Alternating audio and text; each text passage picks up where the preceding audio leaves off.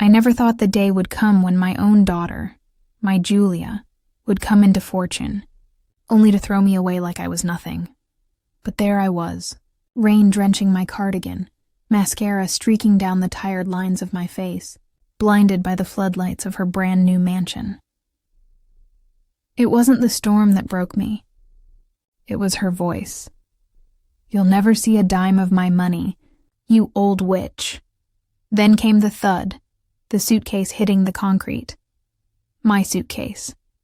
The same one I had packed that morning, folding each shirt with fragile hope, each sock with forgiveness, believing maybe, just maybe, we could find our way back. It burst open on her spotless driveway like a wound. Underwear, socks, the faded blouse I wore while babysitting her boys, my toothbrush rolled into the gutter, like even it knew it didn't belong. Julia didn't flinch. And behind her, arms crossed and smirking, stood her new boyfriend. A man barely older than her eldest son. The mansion still wore its giant sold ribbon across the pillars.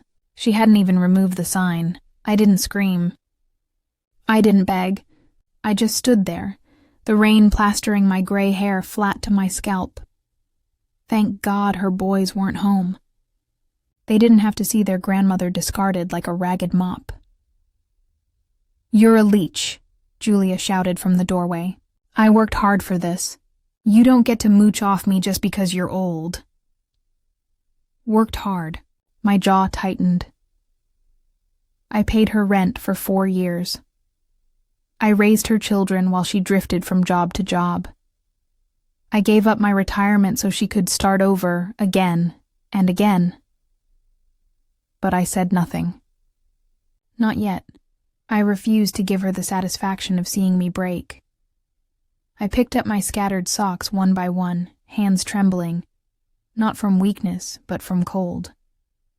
I clutched my battered suitcase to my chest and stepped back into the mud. She thought I would crawl. She thought I would beg. But what Julia didn't know was this. She had already made a mistake. A small one that would cost her everything. A few weeks earlier, I told myself we were still a team. I spent mornings folding laundry, afternoons cooking supper, evenings paying half the bills with my modest pension. She said it was temporary. Just a rough patch until she landed her next big opportunity. I didn't push. I never did. Our house was small, cracked tile, worn banister, faded walls, but it was alive with laughter and noise. Cartoons echoing, socks stuffed under cushions, juice stains across the counter. Messy, loud, but ours. And we had our ritual. When life felt unbearable, we'd stop by the corner gas station. 2 lottery tickets, $2 each. I chose random numbers. Julia picked birthdays. Then we'd sit at the kitchen table, lining them up and laughing at the fantasy. "Can you imagine, Mom?" Julia would grin. $10 million. No more overdue bills. No more scraping by. I'd laugh. Maybe I'll finally get that porch swing I've been talking about for 10 years. It wasn't about winning. It was about hoping, dreaming together. She promised me every time. "If I ever win, Mom, I'll split it with you. I've got you." And I believed her, even when she missed bills. Even when she left me with the boys for her endless interviews. Even when she treated my sacrifice like wallpaper. Always there, never seen. That week, though, Julia changed. Jumpy when the phone rang, whispering in corners, snapping at the kids. I thought she was overwhelmed. I should have looked closer. That Thursday evening, the news anchor grinned into the camera. "A winning lottery ticket has been sold right here in this neighborhood, at the corner gas station." Julia shifted beside me. "Too casual. You ever buy from there this week?" "Yes," I said. "Picked one up Monday with the groceries. Why?" "Just curious." She kept scrolling. The next morning, the ticket was gone. Not in the drawer, not on the fridge, not in my wallet. I tore the house apart. Nothing. My chest grew heavier with every empty corner. But I didn't ask her. I wasn't ready for the truth. That night, Julia cooked dinner, poured wine, kissed my cheek. She hadn't done that in months. The next day, new designer shoes. Then a purse. Then polished nails. Got a bonus, she said lightly. I wanted to believe her. I needed to, but the math didn't add up. And days later, she burst in, shaking with excitement. Mom, you won't believe this. She held up a check. $10 million. I won. I smiled. But deep inside I knew, Julia never bought tickets. She hated cash. She hated lines. And yet, this week, of all weeks she happened to play, she hugged me. We're finally getting out of this dump. We're going to live the life we deserve. She said we. But I knew. We had already expired. 3 days later, she was gone. No goodbye, no note, just silence. Mr. Grant, our neighbor, leaned over the fence. Hey, Sophia, he called, smoke curling from his cigarette. Saw a moving truck this morning. Thought you were moving out. Moving truck? I asked. Yeah, U-Haul. 2 men loading boxes. Julia was out there in heels and a silk robe, bossing them like a general. My throat closed. She had left before sunrise, while I was in the garden pulling weeds like a fool. She hadn't moved out. She had escaped. That word clawed at me all day. Escaped, as if I were a danger. A burden to be rid of. I went inside and stared at the fridge. The smiley magnet was still there. But the ticket, the one I had bought, was gone. It wasn't suspicion anymore. It was truth. Julia had stolen it. I pulled out an old envelope from the junk drawer. Behind grocery receipts and coupons lay a faded photo I had snapped the day I bought that ticket, just for fun. The numbers slightly blurred, but the timestamp clear. The store name, the date, the time. It was mine. And she had forgotten something. I had signed the back. That single detail, my name, in ink, would unravel her entire scheme. I went back to the gas station. Ben looked up, smiling. Miss Sophia. Long time. I steadied myself. Ben, do you remember the ticket I bought Monday? I joked about buying a beach house and leaving Julia the dishes. He chuckled. Yeah, I remember. My pulse pounded. Do you still have the security footage? His face fell. I think so. Why? Because that ticket's gone, and someone else is claiming it. I signed the back. I whispered. 10 minutes later, I was watching the grainy footage. There I was, coat buttoned, purse slung, knit cap pulled low. I handed over the bill. Took the ticket. Signed it. Sophia Hayes. Ben looked at me. Do you want me to record this? Yes, I said, raising my phone. Please. That night, my table became a battlefield of evidence. The photo, the receipt, the footage. Then I picked up the phone and called the lottery office. If your name is on the back, the woman said, and it matches the footage, we'll open a formal investigation. Can you freeze the payout? I asked. Yes, once the process begins. I didn't weep. I didn't laugh. I just exhaled. The next day, I met with Dana Whitaker, calm, sharp, direct. She read my folder and didn't hesitate. This isn't a mistake, Sophia. This is theft, and you have a case. By week's end, the commission confirmed it. The accounts were frozen. The payout delayed.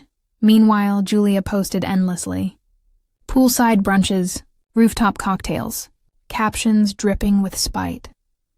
Finally free from leeches. Cutting ties with the toxic ones. Surround yourself with winners. No names, but everyone knew.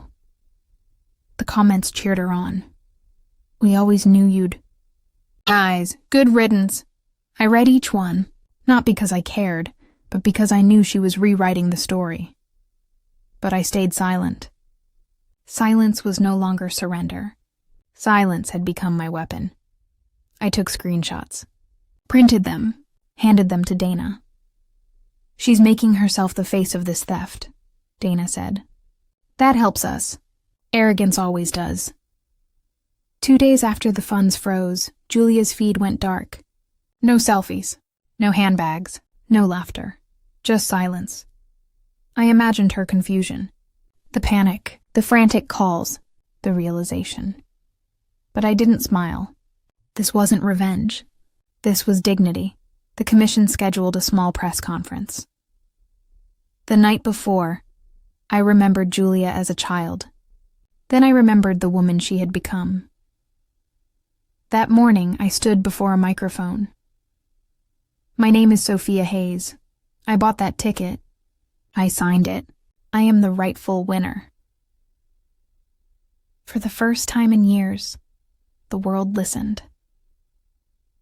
By afternoon, my phone exploded with calls. I ignored them all, except one. "Julia, you stole my life," she screamed. "You humiliated me. Do you think this is justice? My accounts are frozen. What am I supposed to do?" I let the silence hang. "Then, you could start by saying thank you." "For what?" she snapped. "For the 5 years I kept a roof over your head. For raising your boys. For paying off your debts. For not calling the police when you stole from me." "You're lying." "No, I have proof. I signed that ticket. You didn't even check, you just took it." Her mask cracked. I could hear it in her breath. "This is revenge. This is truth. You built your life on a lie. I just stopped pretending it was a palace." She broke, sobbed like someone falling with no parachute. "You've ruined everything." "No, Julia, you did. I just stopped cleaning up your mess." Her voice shrank. "I need help. Not love. Not remorse. Just need." "You got what you wanted?" she whispered. "You're on the check. You're the winner. Are you happy now?" I smiled for the first time in years. "No. But I bought you out of my life." And I hung up. The sun rose the next morning as if nothing had changed. Quiet breeze, coffee in my chipped mug. Julia never called again. The whispers came instead. Her mansion under review, her convertible repossessed. Cards declined, followers gone, friends gone. The glitter had faded. The state finalized everything. The funds were reissued to me. The check arrived in a plain envelope. No party. No post. I paid off my mortgage. Donated half to shelters. Took my grandsons, on my terms, for a quiet weekend at the coast. Weeks later, Julia appeared at my door. No makeup, no heels, just hollow eyes. "Mom," she whispered. "I don't have anywhere else to go." I heard her. But I didn't open the door. Some bridges don't need rebuilding. Some lessons only sink in when silence is louder than the scream. I walked away from the window. Not bitter, not cruel, just clear. Julia hadn't just stolen my ticket. She had drained years of trust, years of forgiveness, years of grace. But she never understood. Strength isn't always shouting. Sometimes it's walking away. This wasn't revenge. This was release. And standing in my own home, surrounded by peace instead of pity, I finally understood. Julia didn't leave me. She lost me, and I chose myself. If this story touched your heart, if you've ever had to let go of someone you loved too much, remember this. Silence is not weakness. Boundaries are not cruelty. And walking away does not mean defeat. It means you've chosen yourself. Share the story with someone who needs to hear it. Leave a comment if you've ever found the courage to reclaim your dignity. And never forget, you are stronger than you think.